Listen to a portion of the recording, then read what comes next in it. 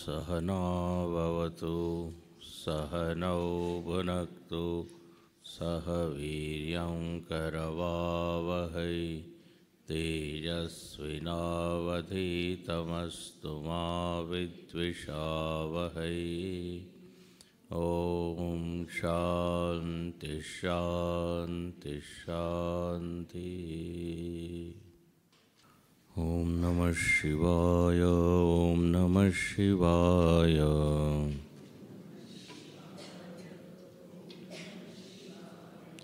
ओम नमः शिवाय। ओम नमः शिवाय।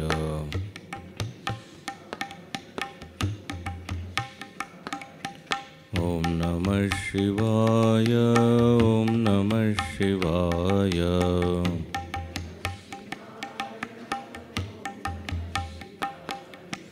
ओम नमः शिवाय। ओम नमः शिवाय। ओम नमः ओम नमः शिवाय। ओम नमः शिवाय। ओम नमः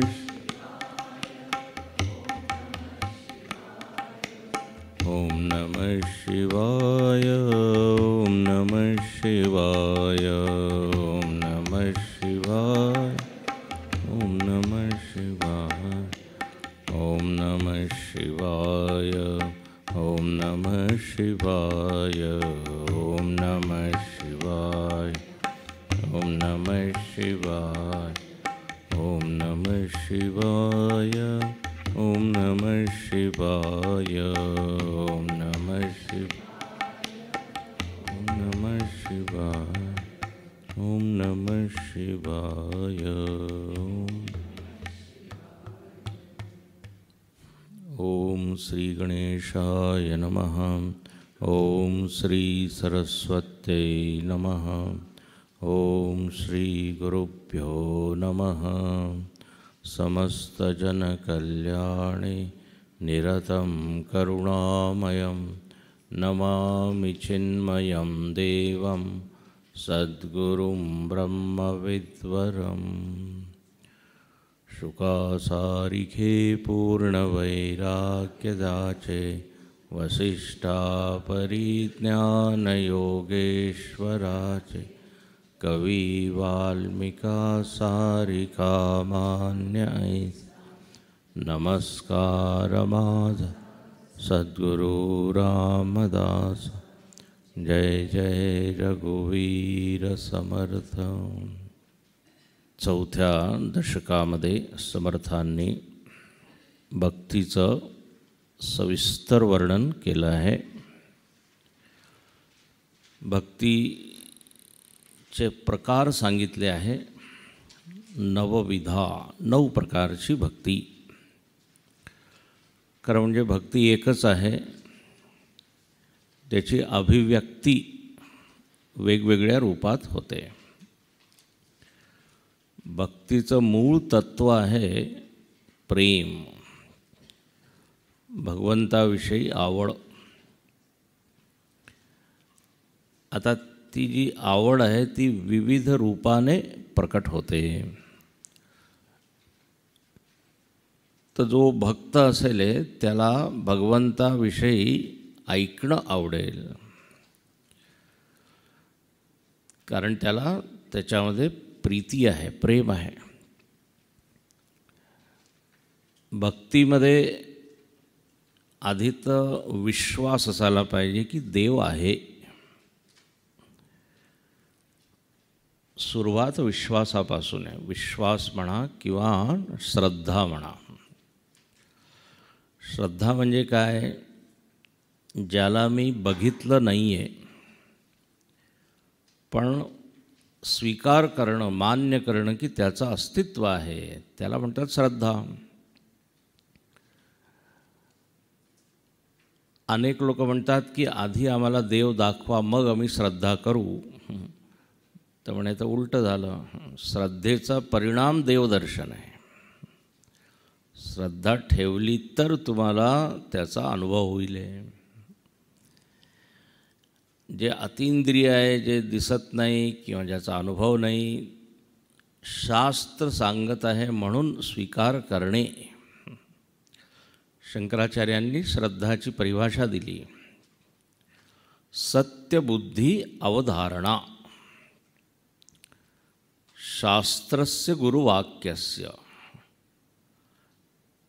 शास्त्रांचे जे वाक्य आहे आणि गुरूंचे जे वचन आहे त्यामध्ये ही वृत्ती ठेवणे की जे काही सांगितलं जात आहे ते खरं आहे की नाही.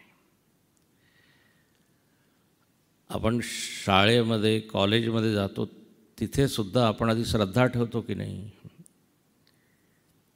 2 + 2 4 होतात. आता आपण श्रद्धा ठेवतो. असं पहिल्याच दिवशी असं प्रश्नही करत 4 का होतात. संशय नाही करत. श्रद्धाच्या विरोधी वृत्ती काय आहे तर म्हणजे संशय, शंका. शंका शब्दाचा अर्थ छान केला आहे का नाही. शंकृतंती इति शंका. ज्याच्यामुळे शांतीभंग होते त्याला म्हणतात शंका. संशयात्मा विनश्यती. म्हणून भक्तीची सुरुवात कुठून आहे? श्रद्धावान लभते ज्ञानम. श्रद्धा पाहिजे. की मोठमोठे ऋषीमुनी सांगत आहे, संत महात्मे सांगत आहे आणि त्यांचे अनुभवाचे बोल आहे, नुसते पुस्तकीय किंवा पोपटपंची नाही आहे. तर भक्तीची सुरुवात इथून. अस्ति इत्येव उपलब्धव्यम असं उपनिषदामध्ये सांगितलं आहे. हा अध्यात्माचा प्रवास अस्तीपासून अस्मीपर्यंत आहे ना. ब्रह्म अस्ति, परमात्मा अस्ति, आणि मग हे 9 टप्पे तुम्ही पार केले, त्याच्या पुढे पुढे गेला तर मग ब्रह्म अस्मि. ब्रह्म अस्ति इति परोक्ष ज्ञान, ब्रह्म अस्मि इति अपरोक्ष ज्ञान. तर आधीच जर मी नास्ती नास्ती म्हणालो तर मग सुरुवातच नाही होणार. बसमध्ये मी बसायला गेलो पण शंका आली की नाही, ड्रायव्हरला माहीत नाही चालवता येत आहे की नाही, उतरून गेलो. हॉटेलमध्ये जेवणासाठी गेला तुम्ही आणि शंका केली, माहीत नाही याच्यात विष तर नाही आहे, परत या. म्हणजे एकही पाऊल तुम्ही पुढे नाही ठेवू शकत जर सगळ्या बाबतीत काय संशय केला तर. आधी श्रद्धा ठेवा.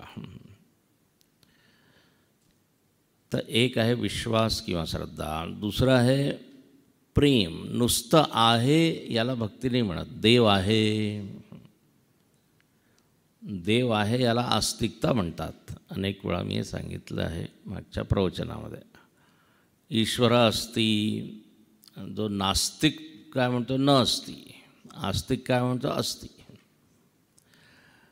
पण फक्त अस्ति म्हटल्याने भक्ती येत नाही.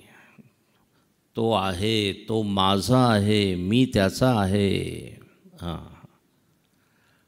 आणि तो आनंद देणारा आहे, कृपा करणारा आहे, माझं रक्षण करणारा आहे. कृपानिधान, करुणानिधान असा तो आहे. विठू माझा लेकुरवाळा. माझा जोपर्यंत आपण नाही बोलत, काल मी तुम्हाला सांगितलं संबंध जोडावा लागेल. भक्ती म्हणजे संबंध जोडणे. संबंध जोडणे हे वाक्यसुद्धा बरोबर नाही.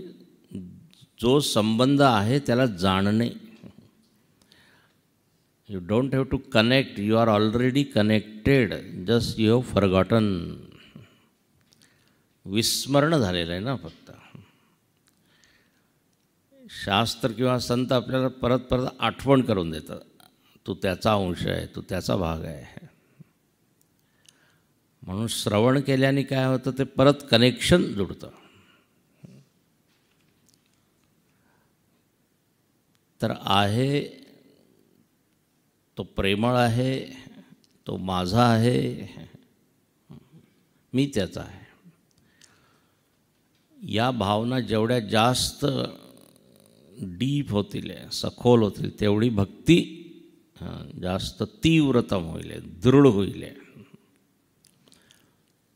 आणि ही वृत्ती वाढवण्यासाठीच काय श्रवण वगैरे हे 9 प्रकार सांगितले.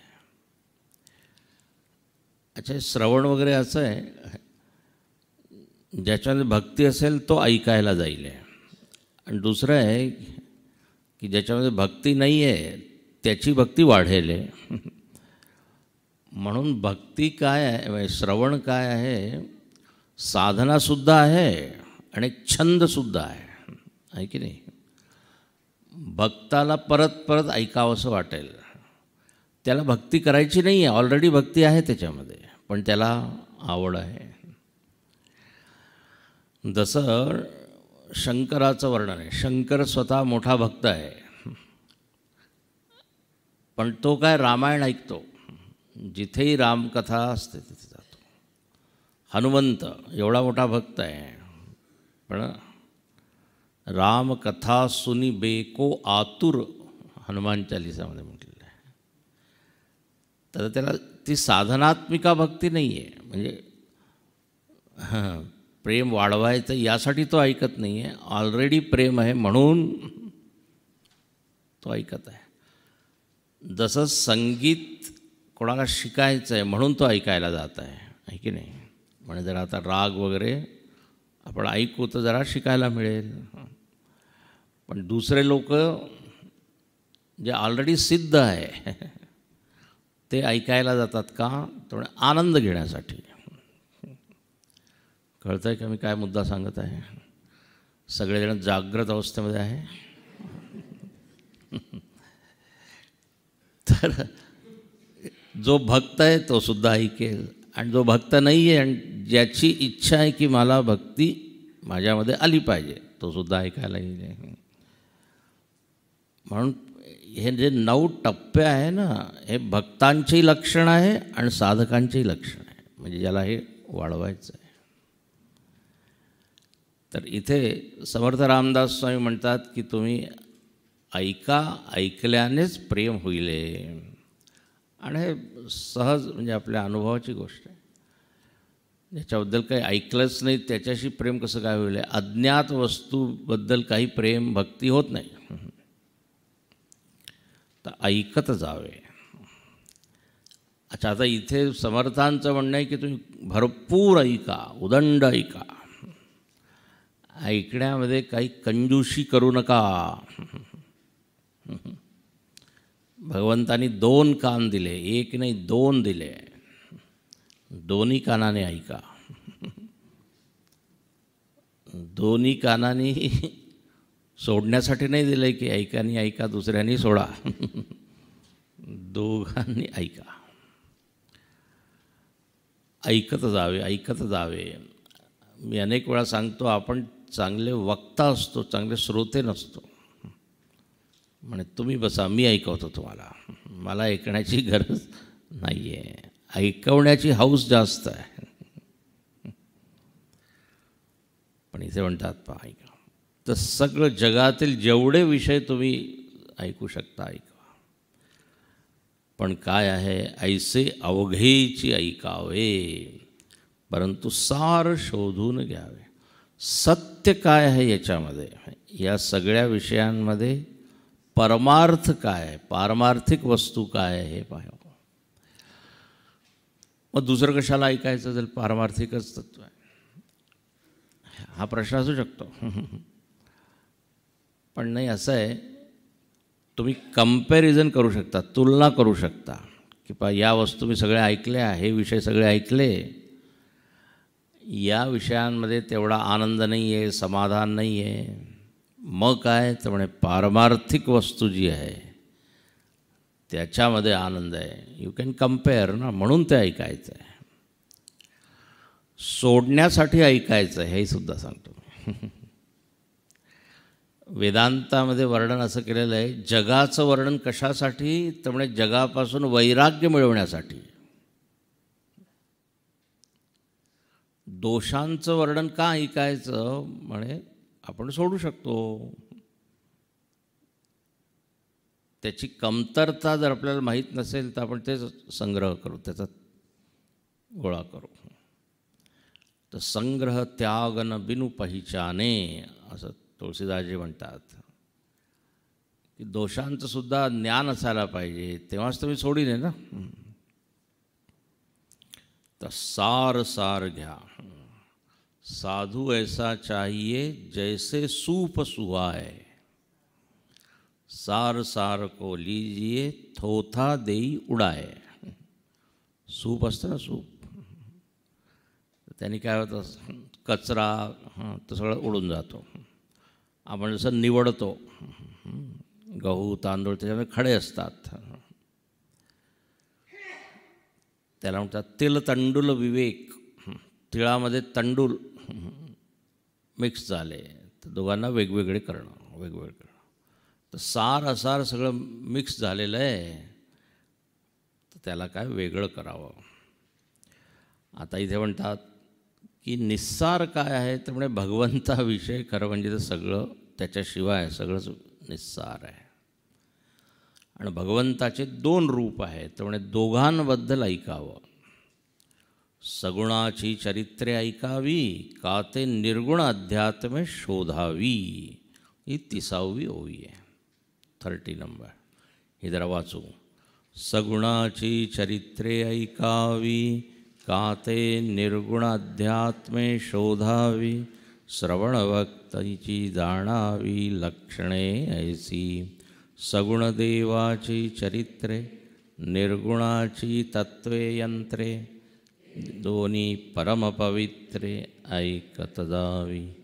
जयंत्या उपोषणे नाना साधने, मंत्र यंत्र जप ध्याने. स्तुतिस्तवने भजने नानाविधे ऐकावी. ऐसे श्रवण सगुणाचे, अध्यात्मनिरूपण निर्गुणाचे. विभक्ती सांडून भक्तीचे, मूळ शोधावे. श्रवणभक्तीचे निरूपण, निरोपिले असे जाण. पुढे कीर्तन भजनाचे लक्षण, बोलिले असे. इति श्रीदासबोधे गुरुशिष्यसंवादे श्रवणभक्तिनिरूपणनाम समास पहिला. तर इथे म्हणतात सगुणांचे चरित्र ऐकावे. तर सगुणांचे चरित्र म्हणजे रामायण ऐकलं पाहिजे, भागवत ऐकलं पाहिजे. भागवतामध्ये भगवंताचे 10 अवतार आणि त्याचं चरित्र आहे. वराह अवतार, मग काय नरसिंह अवतार, कपिल अवतार, वामन अवतार, कृष्ण अवतार. सगुणाचं चरित्र खूप रसाळ आहे, त्याच्यामध्ये रस आहे, आनंद आहे आणि भरपूर शिकायला आपल्याला मिळतं त्यांनी, की कसं वागलं पाहिजे, कसं बोलायला पाहिजे, कसा विचार करायला पाहिजे. रामाचं चरित्र जेव्हा आपण ऐकतो तेव्हा राम कसे बोलतात, त्यामुळे स्मितपूर्वभाषी, चेहऱ्यावर हास्य ठेवून बोलतात. आपण असं बोलतो की समोरच्याचं हास्यच उडून जातं, नाहीच होत. स्मितपूर्वभाषी. रामो द्विर्नाभिभाषते. 2 वेळा राम बोलत नाही, एकदाच बोलतो आणि एकदम बरोबर खरं बोलतो. एक वाणी, एक पत्नी, एक वचनी आहे ना रामाचं असं महात्म्य. एवढे त्याचे गुण सांगितले वाल्मिकींनी पहिल्याच अध्यायामध्ये 60-70 गुण सांगितले. धैर्येण हिमवानिव समुद्रमिव गांभीर्ये धर्मज्ञश्च कृतज्ञश्च वगैरे वगैरे.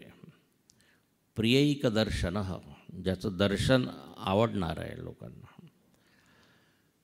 तर सगुण म्हणजे काय? गुणसहित. आणि भगवंताचे किती गुण आहेत तर म्हणे अनंत कल्याण गुणगण निधान. काल सांगत होतो ना, त्याचं काहीच मर्यादा नाही आहे, गुणांची काही सीमा नाही आहे. तर म्हणे सगळे चरित्र जे आहे त्या गुणांचंच वर्णन करतात. मी नेहमी सांगतो एक गोष्ट, अनेक जे लोकांनी आधी ऐकलेले प्रवचन त्यांना माहीत असेल. एका भक्ताने भगवंताचे गुण लिहिले, किती गुण आहे. आणि असं जाड ग्रंथ झाला, एवढा जाड, आणि तो देवाला दिला. देव म्हणाला की बापरे, एवढा जाड ग्रंथ लिहिला आहे तू. म्हणे तुमचे सगळे गुण लिहिले याच्यामध्ये. देव म्हणाला एवढं मला वेळ नाही पाहायला, भक्तांची रांग लागलेली, मला इथे जायचं आहे तिथे जायचं आहे. म्हणून तुम्ही पाहता भक्तांसमोर भगवंत दर्शन देतो आणि लगेच म्हणतो वर माग, मला जायचं आहे. अंतर्धान होतो तो. त्यामुळे एवढा जाड ग्रंथ तू लिहिला आहे, मला वेळ नाही एवढा. तर भक्तांनी छान उत्तर दिलं. भक्त म्हणाला की माझं याच्यामध्ये काही दोष नाही, तुमच्या गुणांचा दोष आहे. हे बघ कसं वाक्य आहे. एवढे गुण तुम्ही स्वतःमध्ये ठेवलेले आहेत, आता मी काय करू? तुमच्या गुणांचा दोष आहे, त्यामुळे एवढा जाड ग्रंथ तयार झाला. आपण आपल्याबद्दल ग्रंथ लिहिला तर काय एक पानसुद्धा नाही भरणार. सगुण म्हणजे असे अनेक गुण आहे. धैर्य आहे, गांभीर्य आहे, आनंद आहे, वैराग्य आहे, श्रद्धा आहे, प्रेम आहे. म्हणजे काय गुण सांगा, आणि तो भगवंतामध्ये आहे. आणि म्हणून जो भक्ती करतो त्याच्यामध्ये सगळे गुण येऊन जातात. कारण as you think so you become. ज्याचा तुम्ही विचार करता त्याचेच गुण आपल्यामध्ये येतात. आता हनुमंताबद्दल सांगितलं आहे, बुद्धिर्बलम यशोधैर्यम निर्भयत्वम अरोगताम अजाड्यम वाक्पटुत्वम च हनुमत स्मरणात भवेत. श्लोक माहिती आहे का? ऐकला आहे का? नाही, आत्ताच ऐकला ना? नाही, याच्या पूर्वी ऐकला नव्हता. तर 8 गुण सांगितले हनुमंतामध्ये. बुद्धी, बलम, बुद्धिमान आहे तो, फक्त पहलवान नाही आहे. बुद्धिमान आहे, फक्त शक्तिमान नाही आहे. आणि बल तर आहेच, बलवान, भीमरूपी महारुद्र. तर बलवान, बुद्धिमान, बुद्धिर्बलम यशोधैर्यम, यशस्वी आहे. म्हणजे जर तुम्हाला यशस्वी व्हायचं असेल तर हनुमंताचं स्मरण करा. हनुमंताचं किती यश आहे हनुमान चालीसेमध्ये वर्णन आहे. शेष, शारदा वगैरे आहे ना, वर्णन करू नाही शकत. कवी कोणच्या चोपय्या आहे मध्ये, त्याच्यामध्ये सुरुवातीपासून म्हणावं लागेल, श्री गुरुचरण सरोवर. तर ज्याचं वर्णन हजारो शेष, जो शेषनाग आहे तो नाही करू शकत. शारदा, सरस्वती. तर यशस्वी आहे तो, फेमस आहे. बलम, बुद्धिर्बलम यशोधैर्यम, धीर आहे, धैर्य आहे. लंकेमध्ये गेला तर पहा, अगदी त्याने हळूहळू सगळं काम केलं आहे. अतिघाई संकटात नेई. रस्त्यामध्ये तुम्ही पाहिलं, तिथे वर्णन येतं, मारुती जेही काही काम करतो ना त्याच्या आधी विचार करतो. कपिमन कीन विचार असं येतं. विचार करून मग करतो तो. आपण केल्यावर मग विचार करतो, अरे मला असं करायला नको होतं. याला म्हणतात पश्चातबुद्धी. नंतर आपली बुद्धी जागृत होते. पण जे लोक हुशार असतात ते विचार करून मग करतात. तर एट एव्हरी स्टेप तिथे वर्णन आहे. लंकेमध्ये प्रवेश करायचा होता तर विचार केला, अंगठी द्यायची होती तर विचार केला. प्रत्येक बाबतीत विचार. बुद्धिमान आहे. तर बुद्धी बलम यशो धैर्यम निर्भयत्वम. नुसतं मी उदाहरण देतो आहे की पहा, जर हे सगळे गुण आपण ऐकले आणि त्याचं स्मरण केलं तर आपल्यामध्ये सुद्धा ते येतात. निरोग, निर्भयता. निर्भय आहे मारुती. एकटा गेला रावणाच्या त्या लंकेमध्ये. कठीण आहे. निर्भयत्वम अरोगताम. तो निरोगी आहे. असं म्हणतात पहिलं सुख काय आहे? निरोगी काया. ते गंमत आहे. 4 प्रकारचे सुख आहे ना, मला 2च माहिती आहे. पहिली निरोगी काया, दुसरी पर्स में माया. पर्समध्ये पैसा असायला पाहिजे आणि छान आरोग्य असायला पाहिजे. मग हॉटेलमध्ये जात आहे, इकडे जात आहे, वेगवेगळे सुख आहे. तर निरोगी काया, त्याचा एक आनंद आहे. सकाळी उठून आधी आपलं शरीर जर व्यवस्थित असेल तर मग पुढचा दिवस चांगला होतो. तर हनुमंत कसा आहे? निरोगी आहे. कधी तुम्ही ऐकलं आहे का ICUमध्ये ॲडमिट आहे मारुती?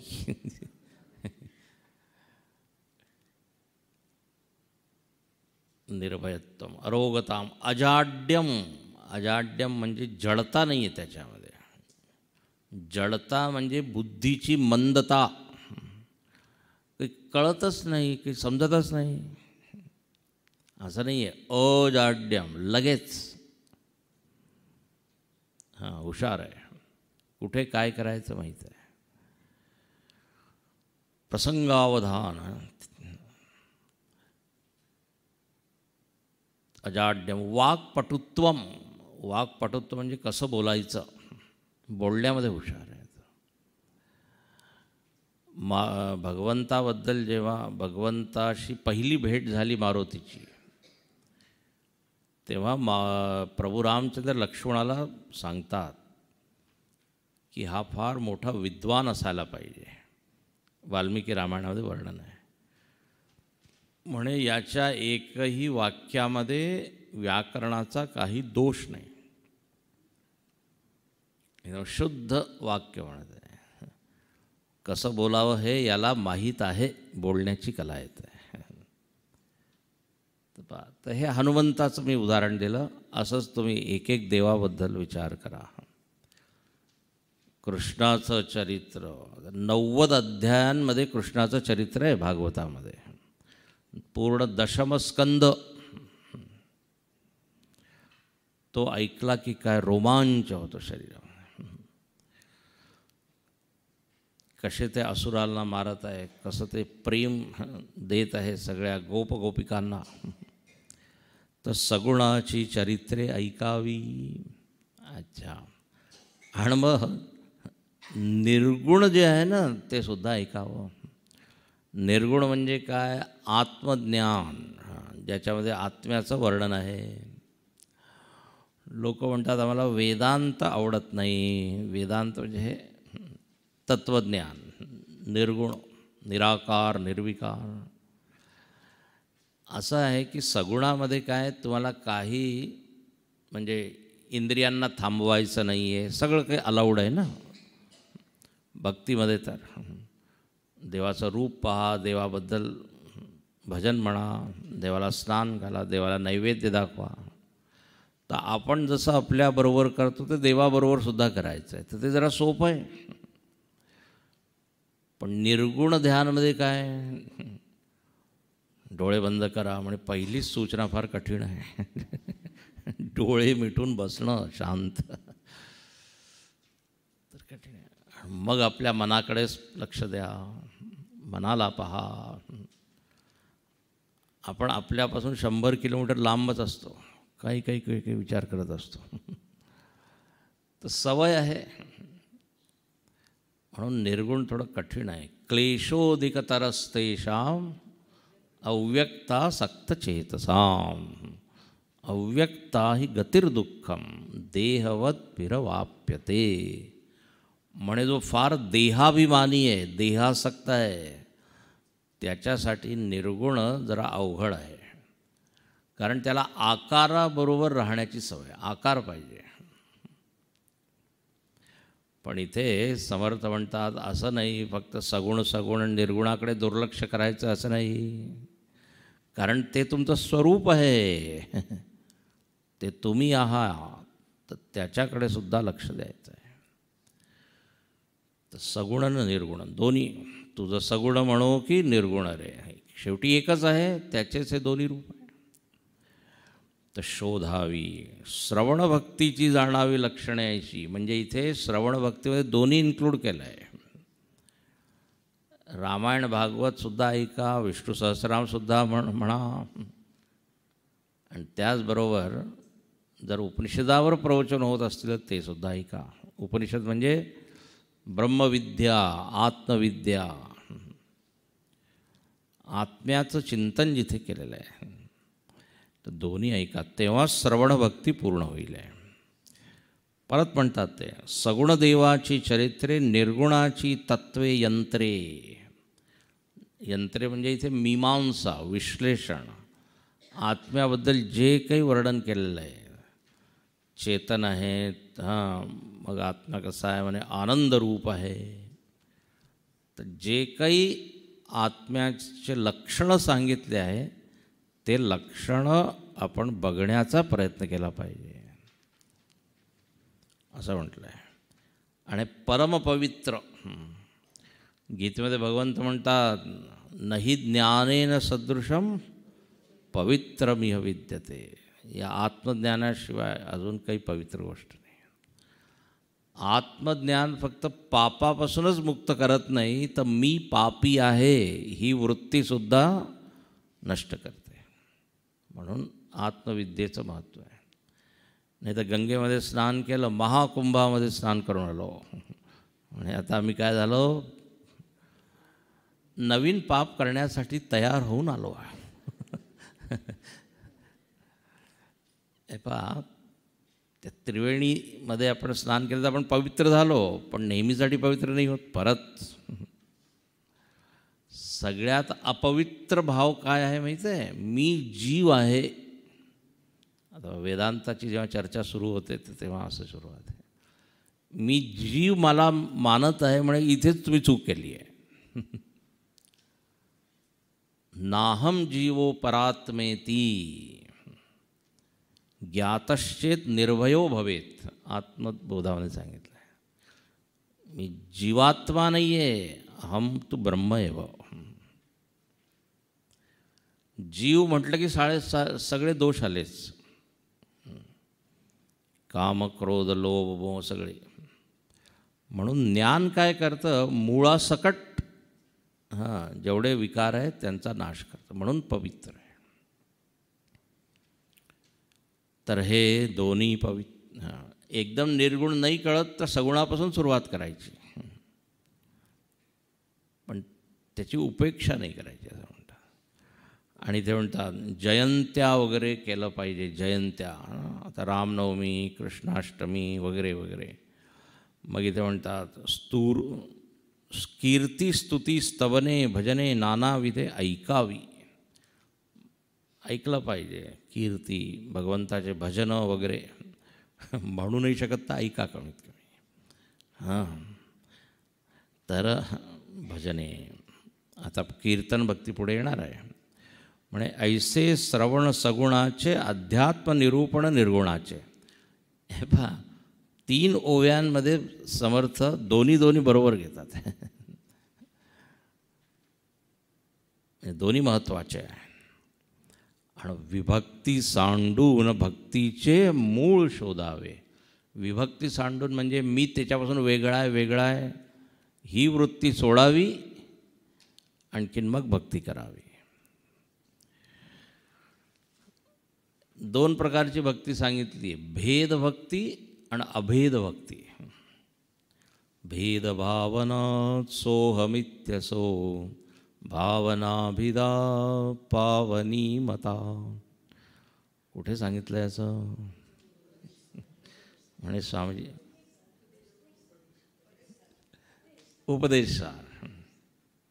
उपदेशसारामध्ये म्हणे उपदेशसार काय आहे? ठीक आहे, पुढे या, पुढच्या शिबिरात तर घेऊ. ठीक आहे. आता जे लोक चिन्मय मिशनमध्ये येत आहेत त्यांनी हा ग्रंथ ऐकला असेल. भगवान रमण महर्षींचा, दक्षिण भारताचे फार मोठे संत झाले.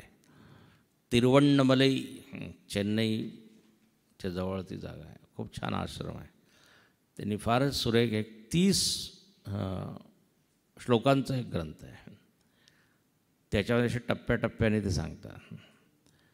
तर भेदभावना, आधी भेदबुद्धीने भक्ती करा आणि मग अभेद सोहम, दासोहमपासून सुरुवात करा आणि सोहम, दासोहम ते सोहम. मी दास आहे इथून सुरुवात करायची आणि मग तो मी आहे, तो मी आहे.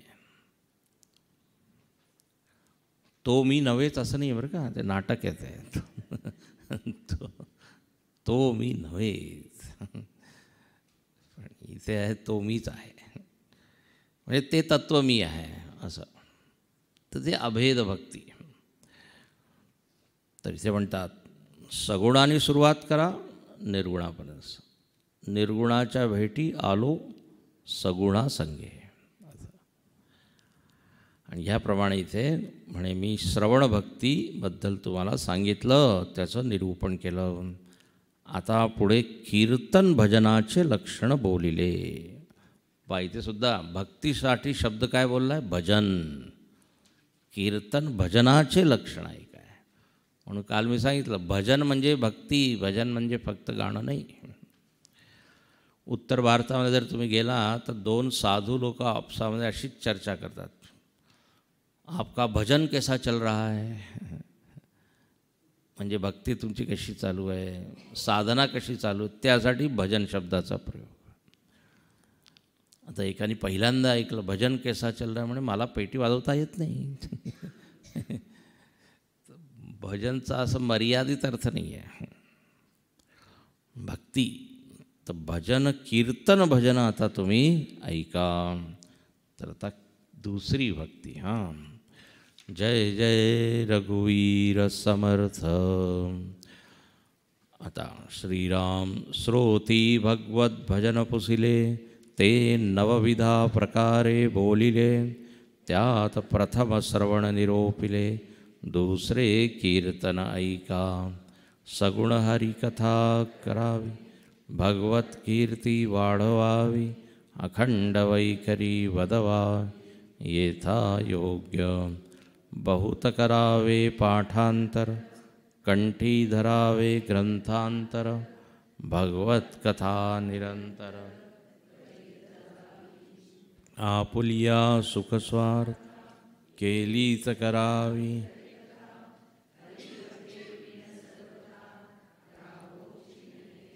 नित्य नवा हव्यास धरावा, अत्यंतची करावा. हरी कीर्तने भरावा, ब्रह्मगोळ अवघा. म्हणे तर की श्रवणभक्ती निरोपिली. आता दुसरी कीर्तन भक्ती ऐका. कीर्तन शब्दाचा अर्थ काय? कीर्त धातूपासून कीर्ती बनलेला आहे. कीर्त येते म्हणजे ज्याच्याद्वारे मी भगवंताचे जे गुण आहे ते मी वाढवतो किंवा ते गातो, त्याला काय म्हणतात? कीर्तन. कीर्तन शब्द कीर्तीपासून आहे. तर इथे म्हणतात की सगुण हरिकथा करावी. आता हे जे प्रवचन आहे, चर्चा आहे, ही सुद्धा कीर्तन भक्ती. लक्षात घ्या. कीर्तन भक्ती म्हणजे फक्त उभं राहून टाळ घेऊन तेवढंच अर्थ नाही आहे. तो सुद्धा आहे अर्थ, तो तर आहेच अर्थ. पण जर मी भगवंताबद्दल चर्चा करत आहे, लक्षात घ्या, तर त्यालासुद्धा आपण काय म्हणू, कीर्तन. मी कोणाचं कीर्तन करत आहे? देवाचं कीर्तन आहे. देवाबद्दल मी बोलत आहे, देवाचे गुण सांगत आहे, देवाचा स्वभाव काय आहे त्याच्याबद्दल एकमेकांशी संवाद करत आहे. त्यामुळे हे सुद्धा कीर्तन आहे. आपण पहा, गीतेमध्ये एक श्लोक आलेला आहे, सततम कीर्तयंतो माम यतंतश्च दृढव्रता. आता सतत कीर्तन कसं होईल? जर कीर्तन म्हणजे नुसतं भजन असं तबला पेटीवालं म्हणलं, तर मी जे काही करत आहे, बोलत आहे, ते सुद्धा कीर्तन होऊ शकतं.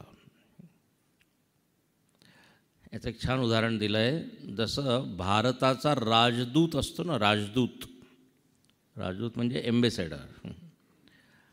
आता त्याचं नेमणूक कुठे होती? परदेशामध्ये.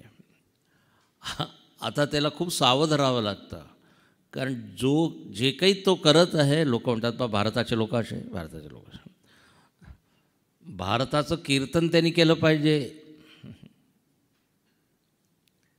त्याची वागणूक, त्याचं बोलणं, त्याचा स्वभाव असा असायला पाहिजे ज्याच्याद्वारे भारताची कीर्ती वाढली पाहिजे.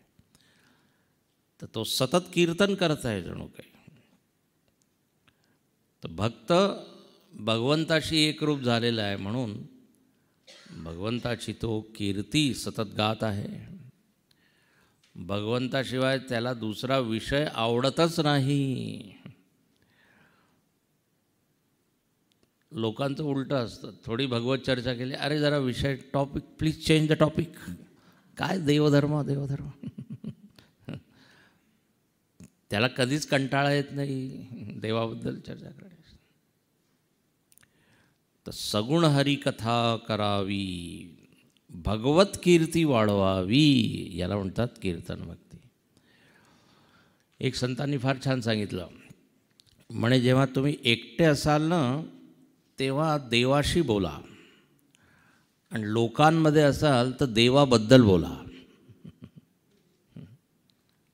एकटे असाल तर देवाशी संवाद करा, लोक असतील तर चर्चा सुरू करा. देवा रामायणामध्ये काय सांगितलं आहे, उपनिषदामध्ये काय आहे. आमचे स्वामीजी होते, स्वामी सुबोधानंदजी, त्यांनी आम्हाला वेदांत शिकवलं. ते फक्त वेदांताची चर्चा करायचे. त्यांच्या खोलीमध्ये गेलं की विचारायचे, हां क्या प्रश्न आहे, आणखीन सुरुवात व्हायची. तासन तास नुसती चर्चा. एक संत होते, त्यांच्या अखंडानंदजी महाराज, ते वृंदावनामध्ये. त्यांच्याकडे जर लोक आले आणि संसाराची चर्चा जर त्यांनी सुरुवात केली त्या लोकांनी, तर आपल्या शिष्यांना म्हणायचे, जरा यांना अन्नक्षेत्रामध्ये घेऊन जा, जरा चहा पाणी वगैरे यांना द्या. म्हणजे डिस्करेज करायचे, टाळायचे त्यांना. तर काय करायचं, तर म्हणे देवाची चर्चा करा, भगवत कीर्ती वाढवावी, अखंड पाहिजे. काय म्हणतात, अखंड वैखरी वदवावी येता यज्ञ. नुसती वदावीच नाही, लोकांकडून सुद्धा बोलवायचं, म्हणवायचं. म्हणजे त्यांच्या मुखातून सुद्धा भगवंताबद्दलच चर्चा निघेल असं काही संवाद साधायचा. म्हणजे पहा, भगवंता तिथे कीर्तन म्हणजे नुसतं टाळ मृदंग घेऊन नाही, तर बहुत करावे पाठांतर, कंठी धरावे ग्रंथांतर, भगवत कथा निरंतर करीत जावे.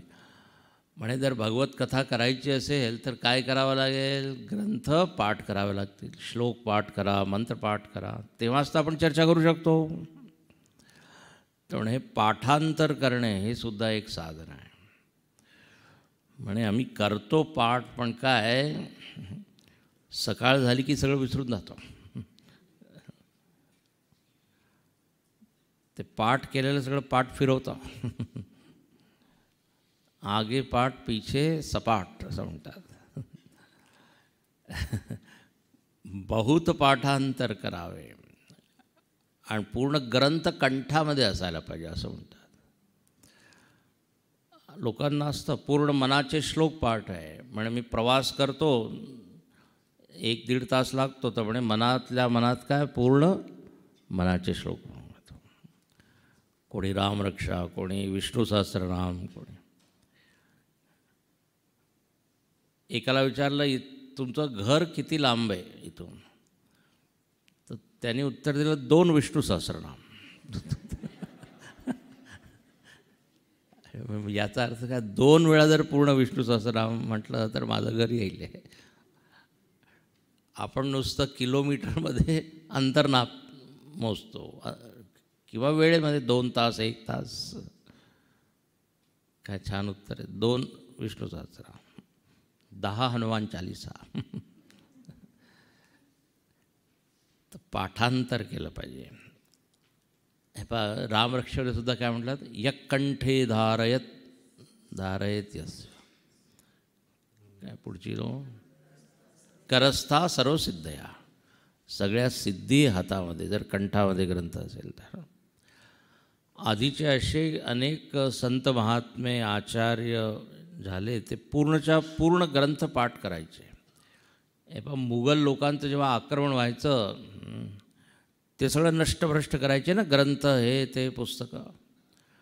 त्यामुळे ग्रंथ तुम्ही नष्ट करा, आम्ही पूर्ण पाठ करून घेतला आहे, आम्ही परत लिहून काढू. हां, एवढी त्यांची मेधाशक्ती, धारणाशक्ती. अच्छा, पाठांतर केल्याने काय एक लौकिक लाभ काय, की आपला मेंदू चांगला असतो. अल्झायमर होत नाही त्याने. अल्झायमर माहिती आहे, आजार पण असतो, विसरतो माणूस, घराच्या बाहेर जातो आणि कुठे कुठे भटकत राहतो.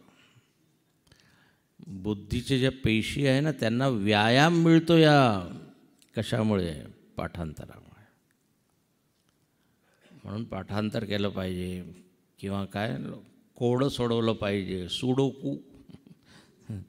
मेंदूला काहीतरी व्यायाम दिलं पाहिजे. पण सात्विक व्यायाम हा आहे, म्हणजे श्लोक किंवा मंत्र.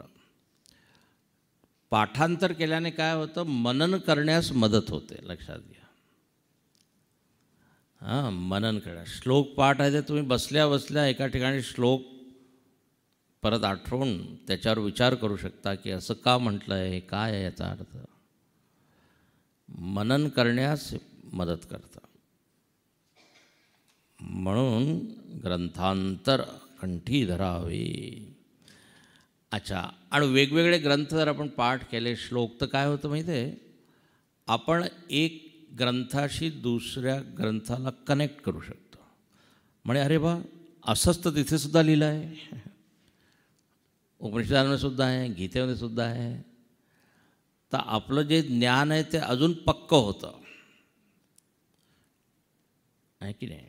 म्हणून पाठांतराचा खूप लाभ आहे. तर निरंतर भगवत कथा करीत जावी. अच्छा, आणि आता इथे प्रयोजन सांगत आहे. म्हणे कशासाठी ही कथा करायची. म्हणे माझे जास्त शिष्यवर्ग, म्हणजे शिष्यवर्ग वाढले म्हणून. म्हणे यूट्यूबवर माझे व्ह्यूज वाढतील म्हणून. म्हणे नाही, आपुलिया सुख स्वार्था, स्वतःला सुख मिळेल यासाठी. तुळशीदासांना विचारलं, तुम्ही एवढं मोठं रामायण लिहिलं कशासाठी. स्वांतसुखाय तुलसी रघुनाथ गाथा, भाषा निबंधमती मंजुलमात नव्हती. स्वांत सुख आहे, लोकांना सुख किती मिळेल माहीत नाही, पण मी माझ्या आनंदासाठी करत आहे. अरे जो वक्ता आहे त्यालासुद्धा तर आनंद मिळाला पाहिजे की नाही. आणि जर आनंद मिळाला नाही तर मग तो करणार नाही ते. कारण आधी स्वतःलाच जर आनंद नाही तर मग तुम्ही कशी काय अपेक्षा करू शकता श्रोत्यांना आनंद मिळेल. तर म्हणजे त्याच्यामध्ये एक आवड असायला पाहिजे. स्वांत सुखाय, लोकांना नुसतं प्रभावित करण्यासाठी नाही किंवा स्वतःची कीर्ती वाढवण्यासाठी नाही. आत्ताच सांगितलं, भगवत कीर्ती वाढवावी. तर प्रयोजन एकदम निस्वार्थ सर्व. नाही तर फक्त श्रोत्यांसाठी नाही, श्रोतांना त्याचा आनंद मिळत आहे चांगली गोष्ट आहे, पण आधी आपल्याला मिळालं पाहिजे. तर केलीच करावी हरिकथा. जी हरिकथा आधी केलेली आहे तीच परत करावी. आता किती वेळा भागवत करतात लोक, किती वेळा त्याच विषयावर परत परत प्रवचन करतात. जसे गाणारे लोक तोच राग किती वेळा म्हणतात. ते त्याच्यामध्ये आनंद आहे. कारण एकसारखा नेहमी एकसारखाच तर होत नाही ना, त्यामध्ये फरक तर होतोच. आता हिंदीमध्ये एक वाक्य आहे, राग रसोई पागडी. म्हणजे 3 गोष्टी नेहमी एकसारख्या नाही होत. राग म्हणजे हे गाणं, आज मी यमन कल्याण म्हटलं आहे, उद्या म्हणेन तर त्यामध्ये थोडासा फरक होईल. राग, रसोई स्वयंपाक. आता महिला मंडळांना माहीत आहे रोज एकसारखी चव नाही होत, काहीच नाही होत. आज मीठ जास्त आहे, कधी कधी थोडा फरक होतोच. आणि कालची भाजी फार छान झाली होती, त्या हॉटेलमध्ये तो गेला तर तो वेटर म्हणाला 30 दिली आहे मी तुला.